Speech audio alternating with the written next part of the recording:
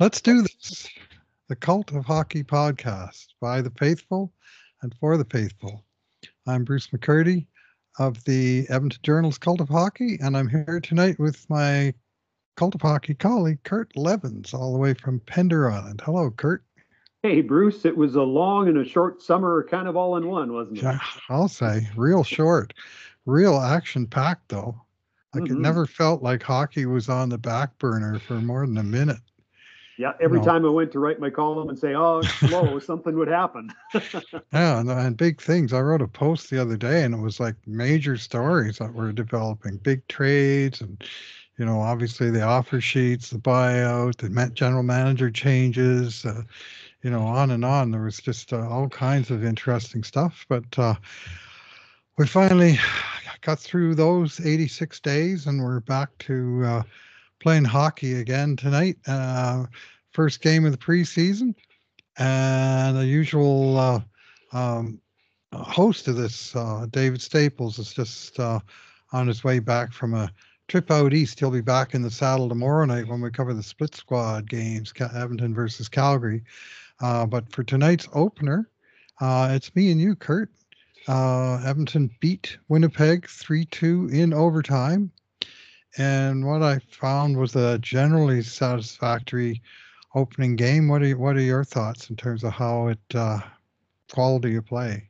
Yeah, I agree. Considering we really watched two B teams, Mm-hmm. right? And I'll let you expand on the two Yep. rosters in a minute. But Mm-hmm. if we agree that there's two B teams on the ice, after I thought was probably a kind of a rusty first period from both sides, I Mm-hmm. actually thought this turned into a fairly entertaining hockey game, which frankly you don't expect with this range of players on the ice in game one of the preseason. So I was relatively entertained by it and had a keen eye on some Oilers players who may well play some meaningful minutes for the club this year. So it was pretty okay. Mm-hmm. Yeah, well, one of the things about them both being B teams is B stands for balance. What you don't Mm, get is one of these situations where you have the home team stacking up to imp impress the home fans and the road team keeping all of their stars at home and sending out a B or C team that gets the crap kicked out of them. yeah. This was, I thought, a fairly evenly played game. I thought Edmonton was the better team and ultimately deserved the win. But for that win, we get the same 0 points as Winnipeg gets for the overtime loss. So anyway, we're going to go with our usual format of two good things, two bad things, and two numbers, and then just add a few individual observations of there were so many new players in this game that we'll comment on a little bit in the aftermath of the usual format. So let you go ahead with the first good thing of the entire season, Kurt. My first good thing of the entire season was our first round draft pick from All right. 2024, Sam O'Reilly, who I felt over the first 20 minutes was the best Edmonton Oiler. And on balance, I thought had a very good game and certainly exhibited the two-way game that has Mm-hmm. been advertised with this player. I mean, he obviously scored the 1-1 goal, which was, to give credit where credit's due, a beautiful stretch pass by Mm-hmm. Cam Dineen Yep. up the gut. What I like, though, is that O'Reilly not only put himself in a good position to receive that pass, but, one of the few knocks in O'Reilly is, maybe he lacks that acceleration the first step or Mm-hmm. two. Well, when he took that pass from Dineen, boom, he was gone. Mm-hmm. Split the two defensemen, and then a nice little backhand forehand move in the goaltender and a good release, potting it past his outstretched pad. To score your first goal as an Oiler, if you will, in front of a hometown crowd, albeit an exhibition game, which is otherwise relatively meaningless. Right. I thought, wow, that opened my eyes. And I mean, later in the period, he certainly had some chemistry with Drake Caggiula. Yes. Early, I thought Mm-hmm. those two guys had a couple good moments. Mm-hmm. He had another net front chance in the second period, but the other thing that caught my eye was late in the third period, Chris Knobloch had O'Reilly out there with a 2-2 game and made a really good defensive play deep in his own zone Mm-hmm. and won a face-off late. Mm-hmm. So a highlight goal in the first period and Mm-hmm. two, fries and gravy defensive plays late in the third with the game on the line for a kid who's not going to play for the Oilers this year and go back to junior, I Right. really thought he showed well. And whoever's picking the 3 stars must have agreed, because he was chosen the game's #1 star. Oh, really? Yeah. Yeah, he was too, wasn't he?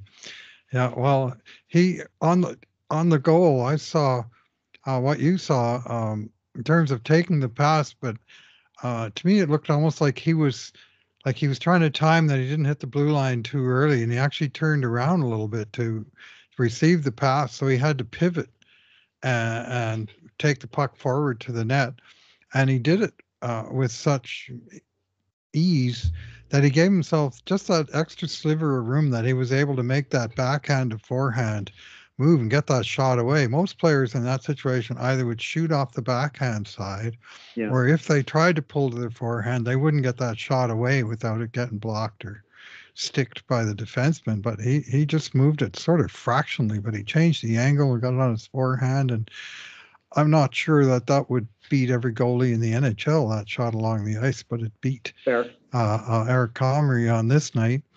And just such a nice start for the kid there. And throughout the Penticton tournament, I watched all 3 of those games, and I was impressed with his two-way play, and in particular his defensive play.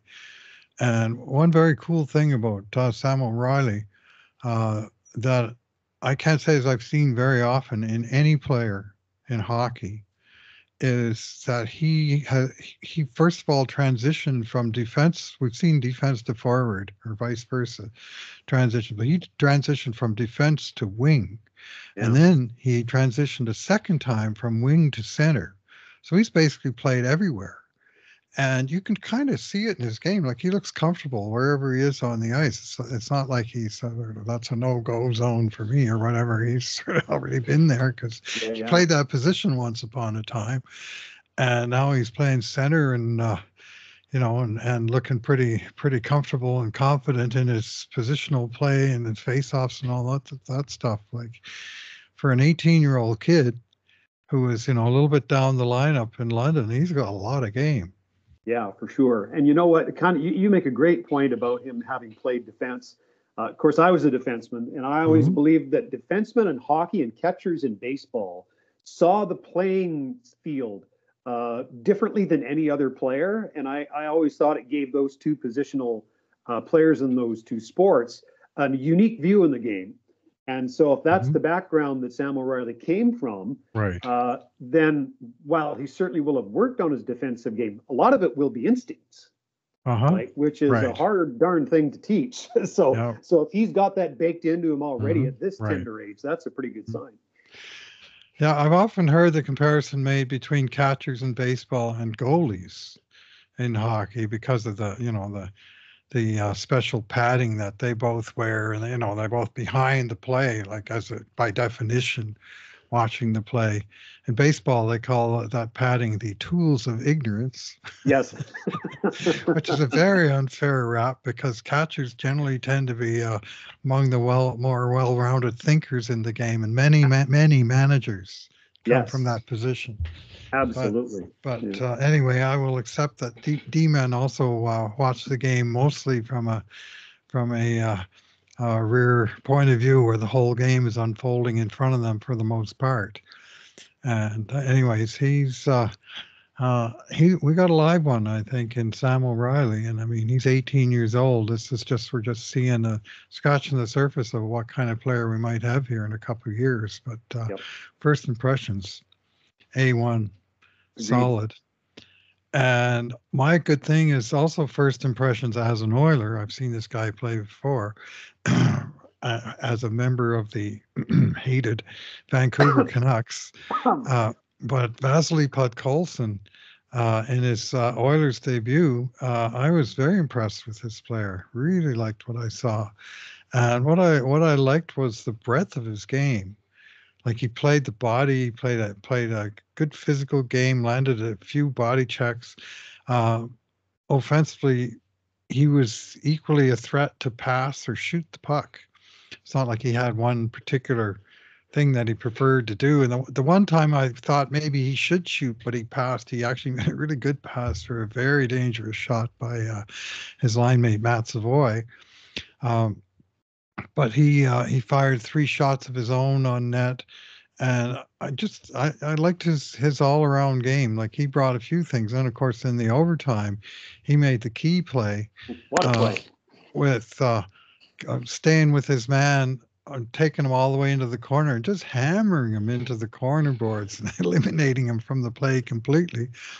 And the puck popped over to where Savoy could get it, and Savoy made a slick, maybe slightly dangerous pass through the middle of his own zone. And who jumps on it going the other way but Podkolzin? And all of a sudden, Edmonton's rushing up ice with 2 against 1, and he feeds it off and Cam Dineen, and then Dineen winds up making the play and scoring the goal. But Podkolzin was at the start of the play and at the middle of that play, and he'd already. I mean, after the first period, I said I want him as my good thing. I'm seeing so many good things, and so obviously how the game finished up.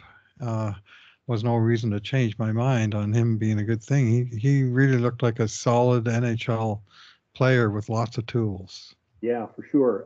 And you know what? While the winner was obviously he was all over it, and Mm-hmm. just a huge part of that goal. He also played an important role in the 2-1 goal, which was the Lavoie slapper from the Right. point because Podkolzin found himself to the toughest part of the ice, right in front of the net, and made himself a nuisance right at the top of the crease. And what I observed with Podkolzin is he really seems to have a great feel for that offensive zone. He really has the knack of going to the right place at the right time, Mm-hmm. and he has the physical ability to create some space for himself, and when he has the puck, protect it well. Mm-hmm. So boy, if this is the guy that's your third or fourth line winger, like Yeah. thank you, yes. It's, Oh. now he'll have to overcome all of the things that caused doubts when he was in Vancouver towards the end of Mm-hmm. his stay there. Right. But I agree with you on this night. Boy, he sure looked like a regular Yeah. NHL player to me. Yeah. Now, mind you, again, against B level opponents, those, veteran guys should be expected to be prominent, if not dominant, in games like this. But he was really both of those things and a very promising start. And boy, would it be sweet if the Oilers stole a player off of Vancouver Canucks. Right? That would be pretty okay. Yeah, for a 4th round draft pick. Anyway, he this year is ineligible for. He's not waiver exempt anymore. His ELC expired. Thankfully, Vancouver signed him first and then traded him to Edmonton. But chances of Edmonton sending him out, I think, are pretty close to zero. He's going to start the season on the team here, and there's every reason to think he might just stick around and be an Oiler Yeah, and you know what, going forward. your observations on that performance against the B squad is entirely fair. On the other hand, he also wasn't playing with regular NHL players Oh, tonight. that's right. So you could make the argument that he created a lot of that on his own. So Yeah. Yeah, he was, I would say, probably the leader on his line with Hamblin and Savoy in this game. So now for bad things, we've each got one and they're kind of similar. I'm actually going to jump in first because I like chronological order. So I'm going to go with the first Winnipeg goal after 17 seconds after puck drop. What a lousy way to start. And just kind of a nothing play, but just a couple of lost battles. First of all, the Oilers. Oh, good heavens, what's his name? Number 24, the new guy on the D. Lost the puck, lost his stick. Travis Dermott. He's the guy that's on the PTO trying out. And he had a battle along the sidewall and he lost his stick or got chopped out of his hands. And then the puck went into the corner and he was in good position to, defend a pass, except for he didn't have a stick, which kind of makes the other guy's job a whole lot easier. And he was able to work it past Dermott and back out to the point. And the shot from outside didn't get blocked, and then was tipped in from the edge of the crease. I never could tell if it was like a deliberate tip or it just kind of bounced in off of the guy I think it hit him. at the edge, and Ty Emberson, the sort of high profile new Oiler, was the guy who was covering the goal scorer. But I mean, sometimes, it's hockey, stuff happens, puck puck luck ensues. And in this case, they got the puck luck, and here it is, 17 seconds into the first period, and all of a sudden you got your new guys, high profile new guys like Emberson and Savoy sitting on -1, and you're going, what? That's not how it's supposed to work here. So, I mean, they did get it back 3 minutes later on the O'Reilly goal. And then, unless you have any particular comments on that goal, Kurt, I'll let you take the lead on on your bad thing. Yeah, well, after the Oilers scored the 2-1 goal, you kind of thought, wow, they've probably been on balance the better team up until this point anyway. They probably deserved the lead, and then bang, 2-2. And the way it unfolded, unfortunately, falls primarily on one guy, although there were a couple other people in the TV screen at the time. One of those guys that was kind of in the screen at the time, O'Reilly, who we just talked about how sharp he was. Well, he did lose the face-off at center ice on that play, although I didn't think his positional play in the zone was the cause. The real problem was Carrick, who went back for the puck. And first of all, fumbled the puck along the wall, kind of punted into the corner, but then lost the puck battle with his man in the corner. Yeah. So mistake one, mistake two. So that was rather glaring. The pass came out from behind the net. Kajula wasn't in a bad spot in the high slot, but couldn't get his stick on the puck to knock it down. Right.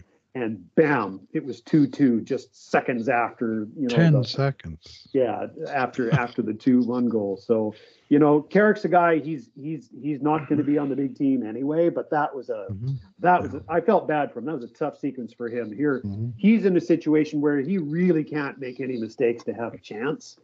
And they made two big ones on the first shift and the first goal against. And so, no disrespect to the young man, but that was my bad thing.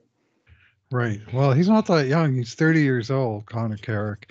And I will point out, just for those people who may have gone away after Game 7 and are just sort of tuning back in now, this is no longer Sam Carrick we're talking about. He left on July 1st. On the same day, they signed Connor Carrick, no relation, a 30-year-old veteran NHL defenseman with sort of 240 games of experience, but only one in the last 3 years. He kind of played himself out of the league, and I saw 2 or 3 instances tonight where I could see why. I guess I saw you said young man because he's younger than you and me. They all are, but yes. Jaromir Jagr is 15 years younger than me, for goodness sake. Crazy, eh? I saw he scored a goal again the other night. He scored, yeah, 52-year-old Jagr. Amazing. More than 15 years.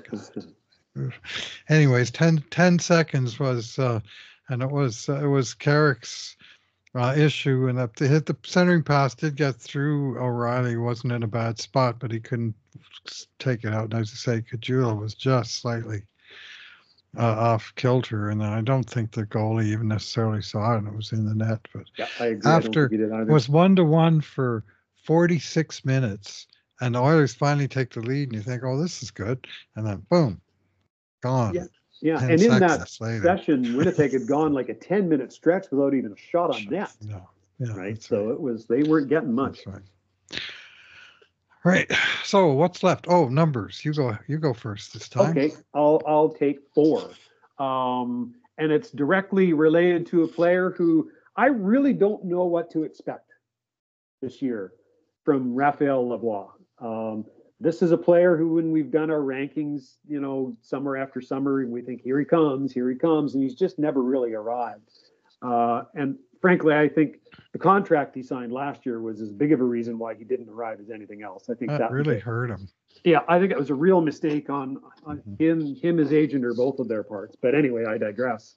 So really, where is he? Is he headed down to be the trigger man on the Bakersfield power play, or does he still have a shot at this? Well, I got to say, over the last 2 periods of this game, I thought, you know what? He didn't show too bad.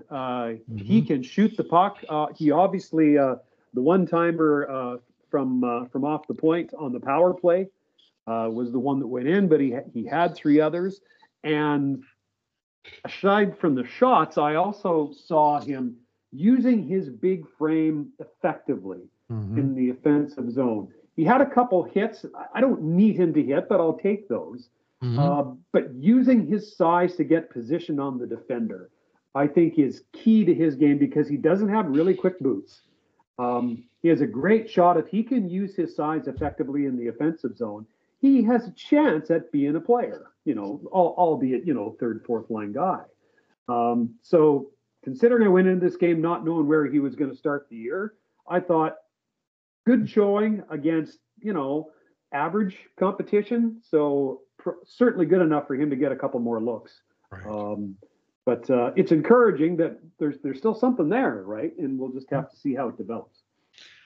Yeah, the first period wasn't too promising. The first time he had a chance to let go that one time where he broke his stick. And I'm going, oh, man, this guy just doesn't seem to work for him anytime he's, and we've seen him pot quite a few down in Bakersfield, 2 years of 25-plus goals in Bakersfield. But he came on well with, shooting and, again, using his body, as you point out, not necessarily to hammer guys, but to control play because he's bigger and has got good hands in tight. And I'll add a couple of cross ice passes from the left wing circle to the right wing circle. So this is, of course, a right shooter playing left wing, where you're in a good spot for shooting on net, but passing across the slot is not necessarily easy done. And he snapped a couple of real nice passes, one to Mike Hoffman on the power play, maybe 15 seconds or so before he scored, and just kind of bossed his part of the ice. And, he does have a shot. I mean, a shot of finding a role in this team. He's not favored to make it, but they've got some age on this team, and we've already have one known injury. And not just any injury, but a middle six power forward, power left wing, which is basically his position description. So that the chances there, he's got Podkolzin in his way, he's got possibly Corey Perry in his way, but his chances right now to sort of hit it out of the park, and this was an excellent first step. Yeah, almost won the game too with 90 seconds left. Beat his man and got a very dangerous shot away. So I thought he was better than okay. So yeah.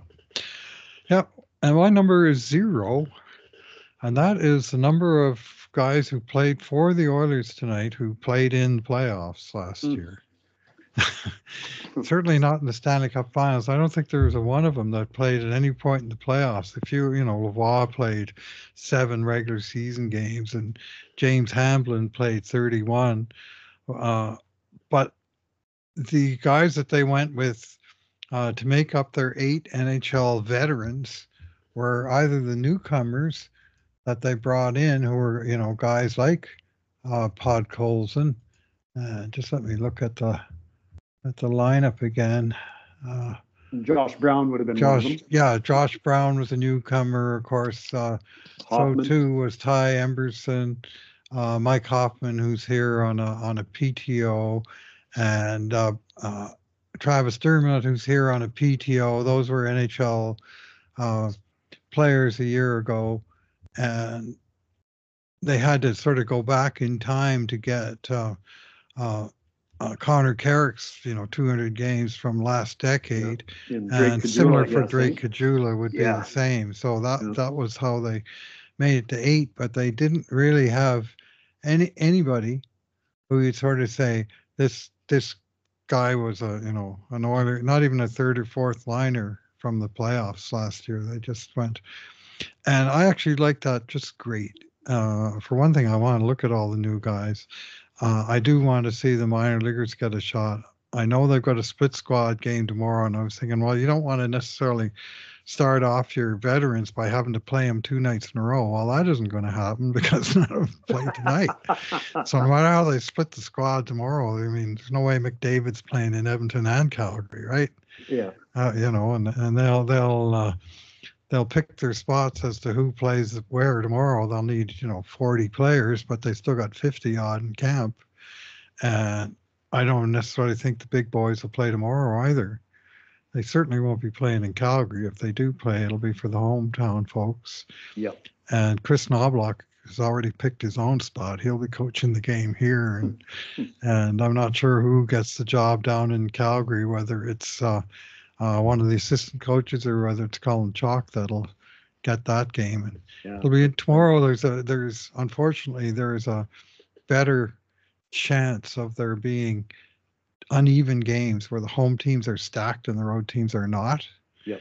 And sometimes it's split, you get a couple of 5-1 jobs for the home team just because the game, each wants to please their home fans and they're not really too keen on pleasing the away fans. So anyway, we'll see how that works out. Hopefully they'll be relatively balanced and both games will be close. But I just like that approach of saying, okay, we'll show our existing team sort of the respect of not sort of expecting them to have to start making the club in the very first preseason game. But for guys like Podkolzin and Emberson, Brown, and so on, hey, you got to show us what you can do, and here's your first chance. And I thought they played that just right. Yep. You know who else caught my eye tonight? I don't know about you. Is Noah Philp. Yes. I thought started slow. I thought there was maybe a bit of rust there. Yeah. But the third period, arguably, I thought he was the Oilers' best player in the third period. He won a key draw on the PK and combined with Emberson and Kajula for a dangerous chance on the penalty kill. He dished a lovely pass over to Lavoie, but it ended up in Lavoie couldn't get it out of his feet, but there was a good chance in front. But on that play, Philp drew a penalty, and that led, of course, to Lavoie's power play goal. Mm-hmm. And late in the third period, Philp stole a puck off Stefan, and then had just a great chance off a 3-on-2. So I really thought he showed well there, and he was 9-3 in the face-off circle tonight. Nice. So big, tall, rangy, right-handed center who can win draws. Okay, I'm interested in that. So it's easy to cheer for the kid after what he's had to endure, and I sure respect him in A, taking a year, but then B, coming back. And I thought he really showed up tonight, and probably I've given the Oilers lots to think about. Yeah, he just turned 26 years old here at I think August 31st. So he's not eligible for the Calder Trophy this year because they have to be under 26 on September 15th, which is sort of your draft cutoff date for everything. We continue to include him in our prospect series because we still consider him a prospect, even though our usual standards are Calder eligible. We make exceptions for late bloomers. It's the Peter Stastny rule, right? And this is a guy who, I mean, he only played a handful of. He missed the 2021 season altogether because of COVID. U Sports was like he was playing for the University of Alberta Golden Bears, which is anybody from that CIS program's a long shot anymore. But he missed an entire season, and the next year he missed the first half of the season. He only played 8 regular season games, a bunch of playoff games, but only 8 regular season games. And then he had 1 full season with Bakersfield, and then he had an entire year off. So this is a guy that's only played like 150 games in the last five years. So he's not exactly got tons of mileage on the odometer. So he's in some respects a young player, even as he's a mature guy. And I saw him in the post game. They interviewed him post game, and he's a pretty delightful fellow. And talking about how excited and pumped he was to play. I mean, here in Edmonton, where he played for the Golden Bears for chunks of 2 seasons, was obviously a very good player at that level. But now he's taken his game to a different place, and he's coming. I think we're going to see him in the NHL, Kurt. I really do. Don't know quite when, but I don't think that long. Like he's not like.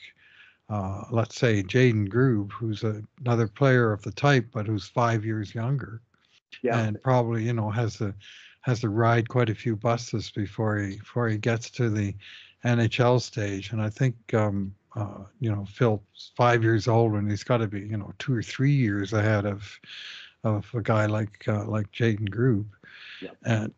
And I'm thinking even this year we're going to be seeing him at some point. We would have seen him last year. I think when they called James Hamblin up, they would have called up Noah Philp had he been playing hockey last year. Yeah. Anybody else catch your eye? Well, I was going to ask you that. Why don't you go first, and maybe I'll bounce some feedback off of that guy or a different guy. Yeah, well, the one guy I'll mention is Josh Brown.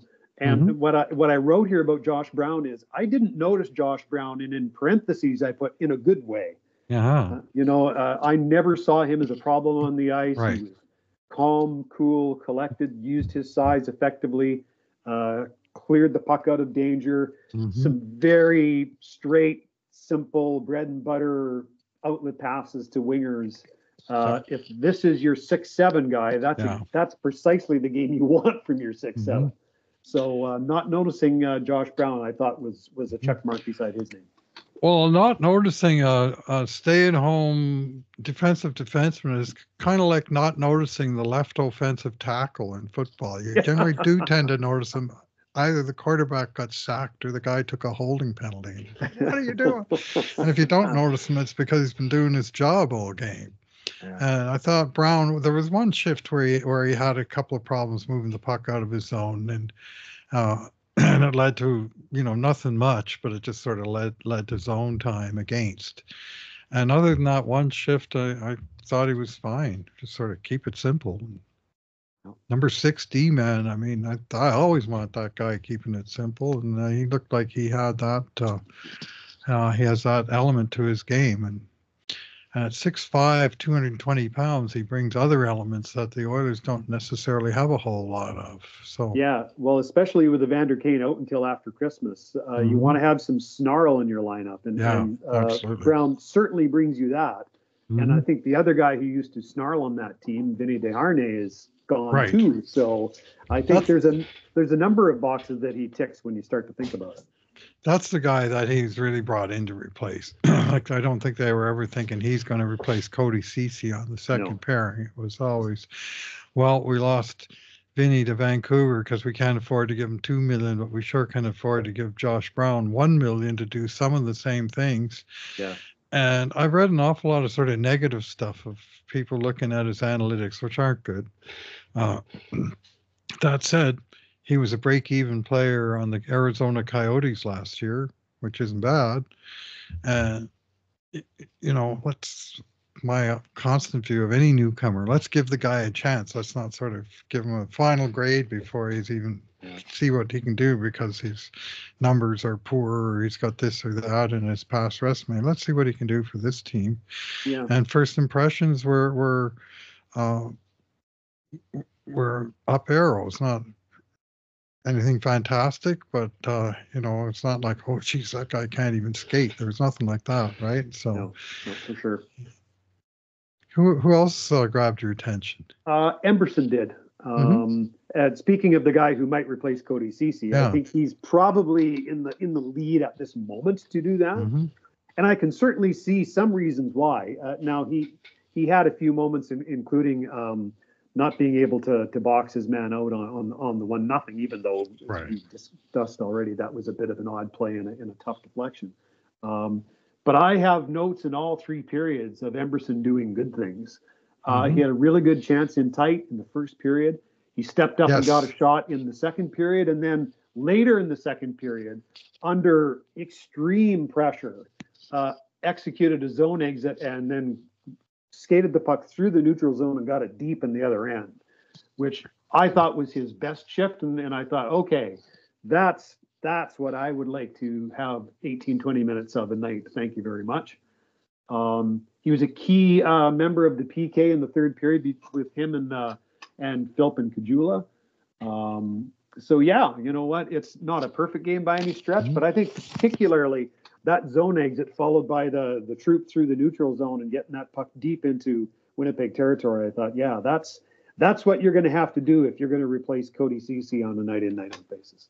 Yeah. Yeah, well, I just wrote a post about this. There was all this talk last year, upgrade CC. We need to upgrade CC. Got to upgrade CC. It was always the same two words, upgrade CC. And in my post, I mentioned that it may not be that easy to replace a guy that's 30 years old that has almost 800 NHL games, averaging 20 minutes a night for his entire career with multiple teams and coaches, all of whom seem to see him a lot better than some of the critics do. And the guys that they have to replace him, the four guys basically that have a shot, including Troy Stetcher, who didn't play tonight. He was an Oiler last year, and they re-signed him. He didn't play in the playoffs, but he was, he was around. But he's one of them. And then of course Brown and Emberson that are the righties, and also Dermott, who can play both sides. Yes. Well, all those guys played in the NHL last year, but they were all like 30 to 50 games, not 80 or 79. I think that CC played. None of them played 20 minutes a night. They were like 15, 16, 17, 18, but third pairing as opposed to second. So somewhere in there, you got to find a guy that's going to line up on your second pairing. And I think they're going to be leaning pretty heavily on all three lefties, and obviously Bouchard is going to be a minute muncher on the right side. So they might not need a full 20-minute guy, but they're going to need someone to play on the second pairing with Nurse. And as you said earlier, Emberson's the early favorite to win that job. I mean, the other guys are all 30 years old or close to it, and sort of know what their upside is, and pretty much they've been third pairing guys.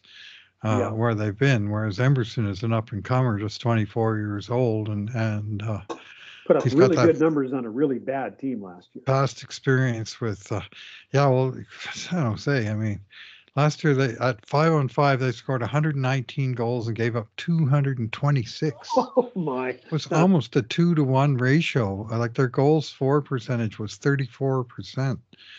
And his was 45% or 44%, like 10% better than the team. And you think 45%, that stinks, but it's on San Jose, it's shone in context, like a diamond. It was pretty good. Yeah. Everybody else, all the other D-men were below 40, and here he was pushing 45.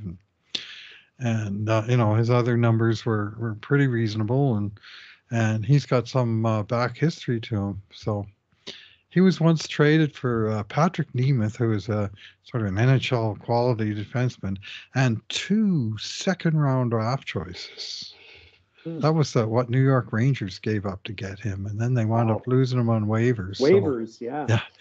They tried to sneak him through, and Mike Greer said, "No, you don't. We'll take that guy." And then, anyways, it's so he's got some pedigree that he was traded for such value when he was still in the AHL, and he played that 1 year for Chris Knobloch down there with the Wolfpack, and he had a great year by what I can tell.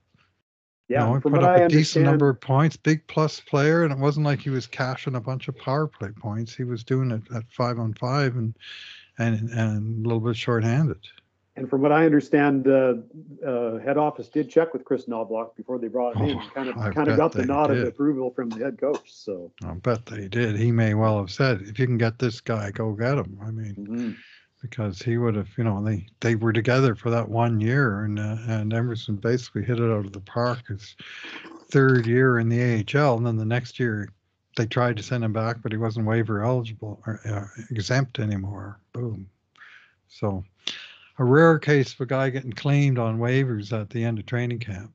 So usually there's so many guys on waivers that they mostly get let go. I call it the sort of the Cambrian extinction event that happens at the end of training camp, where this is mass die off of well, that's a strong word, but you know what I mean, of guys NHL hopes.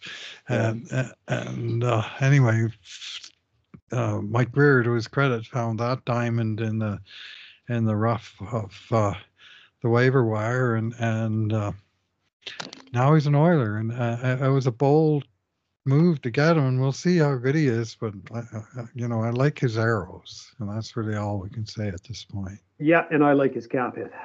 Yeah, well, yeah. Yeah, yeah. So he's he's either the CC replacement or he's the Broberg replacement in the sense that he's a young guy and who coming off his ELC like Broberg was, except for he signed an extension at a reasonable dollar amount. That's literally 1/5 Mm. what Broberg got from St. Louis. So he's, and that my biggest concern is can he stay healthy? Because last year he had a couple of issues that knocked him out for chunks of time. Yes, indeed. But so. Well, that's I think some of the sort of the main players. I think of the real newcomers that we saw tonight, Podkolzin and Emberson and Brown are the three likeliest to start the season in Edmonton. And we also touched on a couple of the other guys that are going to be bubbling under, like Noah Phillips and Raph Lavoie. So why don't we, unless you have any final thoughts, I'll ask you that first before we. Just a couple quick ones. Sure. Nickel looks like he's got good quick boots. I like Nickel a lot. Yeah, he moved really well out there tonight. And who is the other guy I was going to mention? He was the one guy that caught my eye. Oh, you know what, Deneen, like he's going to be in Bakersfield, but you know what, he engineered the first goal, scored the winner, and it's nice to have good, solid veteran puck moving depth like that on your AHL team, which is where he'll be. But he was good tonight, and I think he was named the game's second star. So.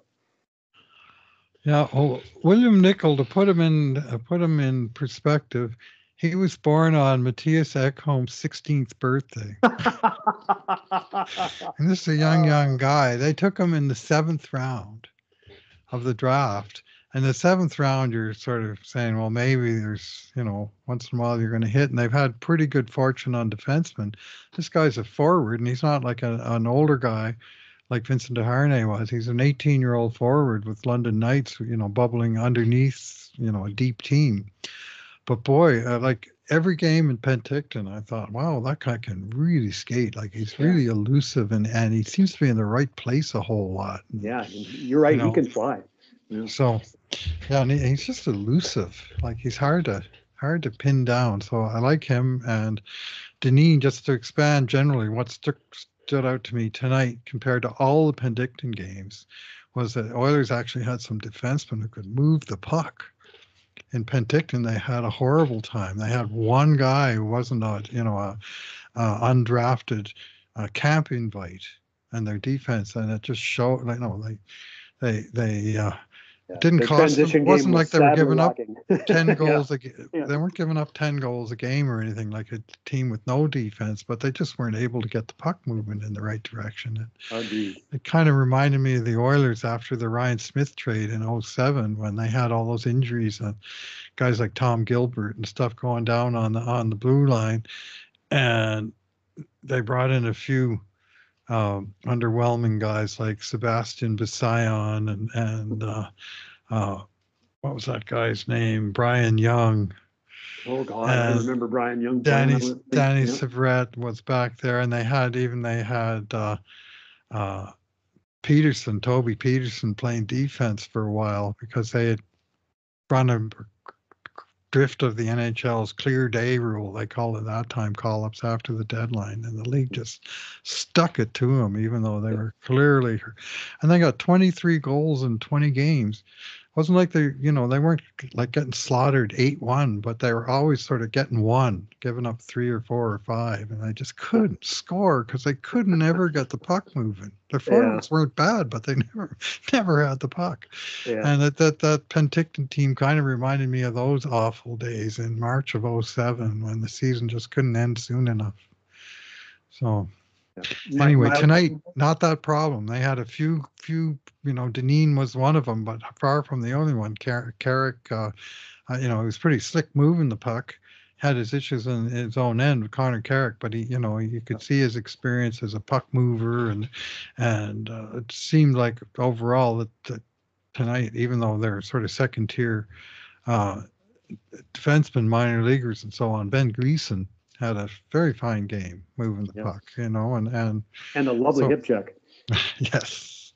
Yes, indeed. So few positive signs, and some signs I think of depth in the organization. That if you run into an injury bug, you're actually going to bring up a competent player. Yeah, You're smart not point. going to have to call up 18-year-old Sebastian Bissayon from the Quebec League because he's available and it doesn't break a rule to bring him in. You've actually got guys and some real sort of redundancy down there of first the Bakersfield itself should be pretty good with 4 or 5 decent D-men on the team.